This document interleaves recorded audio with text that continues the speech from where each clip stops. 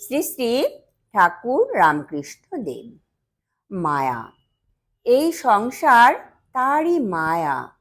মায়াতে সৎ বা নিত্য, অসৎ বা অনিত্য বলে মনে হয়, আবার অনিত্য নিত্য বলে মনে হয়। মায়ার কাজের ভেতরে অনেক গোলমাল আছে, কিছু বোঝা যায় না। কামিনী কাঞ্চনী মায়া।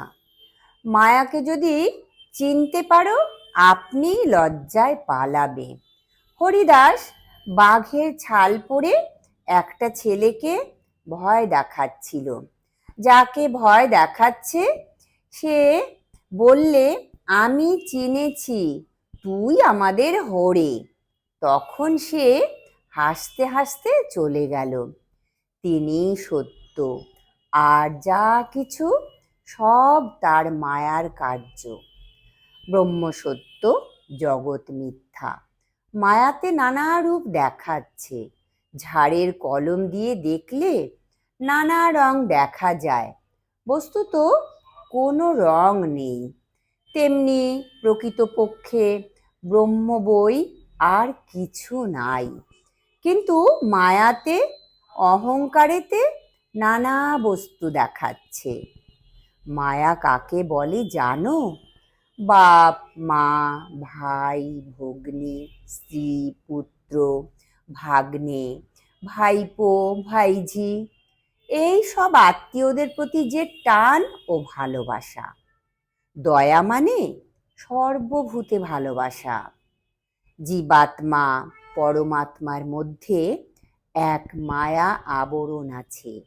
এই মায়া আবরণ না সরে গেলে পরস্পরের সাক্ষাৎ হয় না। যেমন অগ্রে রাম, মধ্যে সীতা এবং পশ্চাতে লক্ষ্মণ। এর স্থলে রাম পরমাত্মা ও লক্ষ্মণ জীবাত্মা, মধ্যে জানকী মায়া আবরণ হয়ে রয়েছেন। যতক্ষণ মা জানকী মধ্যে থাকেন, ততক্ষণ লক্ষ্মণ রামকে দেখতে পান না। মায়া দুই প্রকারের, বিদ্যা এবং অবিদ্যা। তার মধ্যে বিদ্যা মায়া আবার দুই প্রকারের, বিবেক আর বৈরাগ্য। এই বিদ্যা মায়া আশ্রয় করে জীব ভগবানের শরণাপন্ন হয়। আর অবিদ্যা মায়া ছয় প্রকার, কাম, ক্রোধ, লোভ, মোহ, মদ এবং মাৎসর্য। অবিদ্যা মায়া আমি ও আমার জ্ঞানে মনুষ্যদিগকে বদ্ধ করে রাখে, কিন্তু বিদ্যা মায়ার প্রকাশে জীবের অবিদ্যা একেবারে নাশ হয়ে যায়।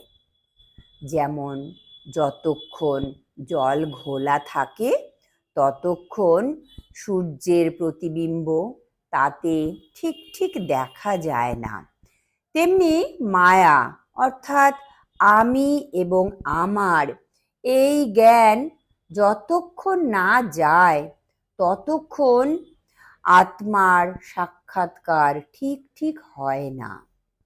পানা পুকুরে নেবে, যদি পানাকে সরিয়ে দাও, আবার তখন পানা এসে জোটে। সেই একই রকমের মায়াকে ঠেলে দিলেও আবার এসে জোটে সেই মায়া। তবে যদি পানাকে সরিয়ে দিয়ে বাঁশ বেঁধে দেওয়া হয়, তাহলে আর বাঁশ ঠেলে পানা আসতে পারে না। সেই রকম মায়াকে সরিয়ে দিয়ে জ্ঞান ভক্তির বেড়া দিতে পারলে তবে মায়া তার ভেতরে আর আসতে পারে না।